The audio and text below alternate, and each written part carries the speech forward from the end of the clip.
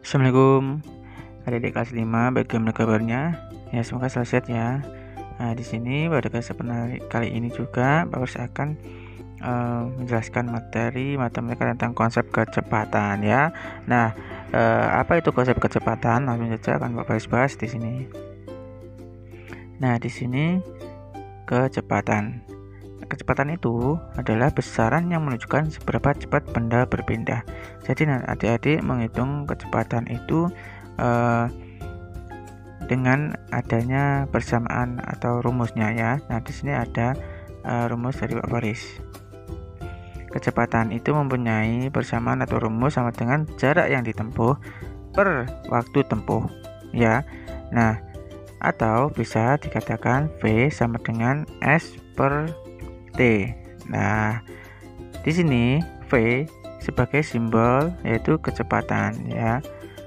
Setelah itu S sebagai simbol jarak, T sebagai simbol waktu. Jadi S itu jarak juga dikatakan bisa jarak yang ditempuh. T itu juga bisa dikatakan waktu tempuh. Nah, jadi di sini rumusnya kecepatan yaitu V sama dengan S per T. S per T ini nanti akan dicari ya. Yang dicari V, nah yang akan dihitung tinggal S per T nya ini nanti. Nah, langsung di sini Pak Faris apabila akan mencari jarak maka dengan rumus seperti ini. S sama dengan V kali T. Setelah itu atau kalau mencari waktu bisa dengan rumus seperti ini, T sama dengan S per V. Nah, ini nanti saling terkait ya, karena V kecepatan itu kalau mencari kecepatan ya adik-adik maka akan diketahui yaitu jaraknya dan waktunya. Jadi tinggal dihitung saja. Sama nanti kalau apabila mencari S maka sudah diketahui mencari S maka diketahui V kali T atau kecepatan kali waktu. Nah, T itu juga waktu. Kalau mencari waktu sama dengan jarak bagi V atau jarak bagi kecepatan. Nah, itu ya adik-adik. Nah, adik-adik agar bisa lebih lebih paham lagi, langsung masuk contoh soal saja ya. Di sini kan Pak Faris kasih tahu contoh soalnya. 1. Sebuah sepeda motor mampu menempuh jarak 200 km dalam waktu 4 jam. Berapa kecepatan sepeda motor tersebut? Jadi di sini yang diketahui apa adik? Iya. Untuk penyelesaiannya di sini ya S. S itu tadi karena di sini sudah diketahui S karena itu jarak ya. Jarak 200 maka ditulis 200 di sini.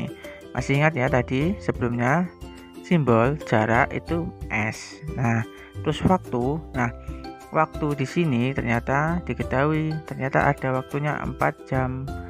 Ya, 4 jam itu waktu itu atau bisa ditulis sebagai T ya. Simbol T. T sama dengan 4 jam. Nah, yang ditanyakan apa adik-adik? Ya di sini. Berapakah kecepatan sepeda motor tersebut? Jadi yang dinyatakan kecepatan motornya ya. Karena tadi awalnya motor itu menempuh jarak 200 dalam waktu 4 jam. Nah, dengan jarak 200 dan dengan waktu 4 jam itu kecepatannya berapa motor itu? Berapa kilometer per jam? Nah, sekarang cara menghitungnya sama. Nah, karena di sini V yang ditanyakan, maka dengan persamaan atau rumus tadi V sama dengan apa ya S per T ya. S per T tinggal dimasukkan saja karena tadi di sini sudah diketahui jaraknya sudah, waktunya juga sudah. Di sini ya 200 km itu sebagai S atau jarak, ditulis 200 km per atau bagi per T.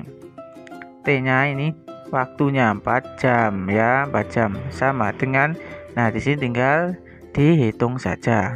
Karena per ya ini 200 per 4 per ini bisa dikatakan sebagai bagi ya, pembagian. Jadi 200 km dibagi 4 jam. Maka langsung saja 200 dibagi 4 Nah, untuk adik-adik agar lebih mudah berarti dihitung dulu ini angka 2, angka yang pertama dan kedua ini 2 dan 0 berarti 20 ya. 20 bagi 4 itu kan 5 ya adik-adik, maka 5 ditulis terus ada 0 yang 1 maka 50 ya, 50 km per jam. Jadi 200 dibagi 4 itu 50 km per jam.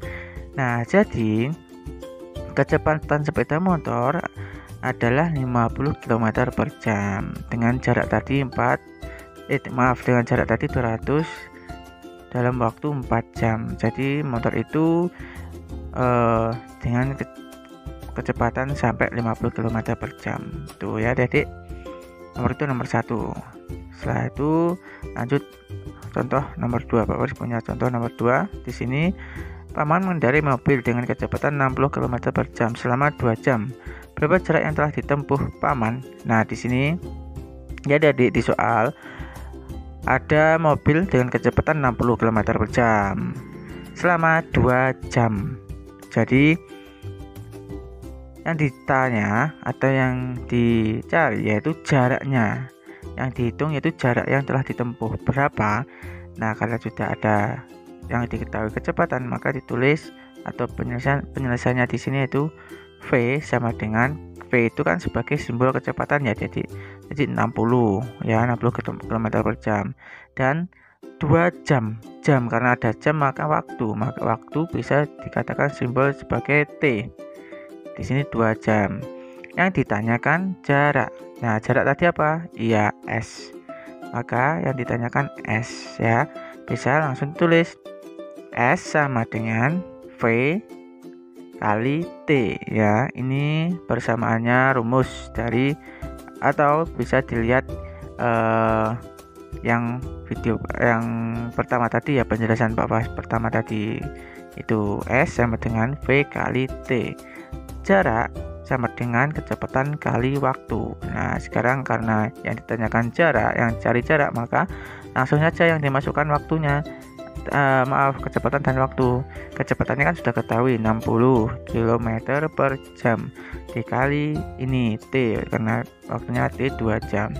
Nah, di sini tinggal dihitung saja karena di sini ada 60 km per jam dikali 2 jam. Berapa hasilnya? Ya, atau bisa ditulis seperti ini.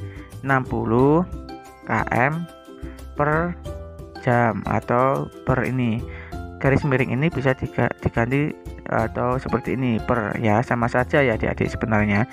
Ini hanya untuk mempermudah dalam menghitungnya saja, dikali 2 jam. Nah, adik-adik untuk ketemu soal seperti ini dalam perkalian, apabila ada satuannya yang sama maka bisa dihilangkan ya adik-adik. Nah, di sini tinggal 60 km kali 2 berapa hasilnya? 60 kali 2 ya 120 km. Di sini km turun 120 km. Nah, jadi jarak yang telah ditempuh Paman adalah 120 km per jam. Nah, jadi seperti ini adik-adik dalam mengerjakannya.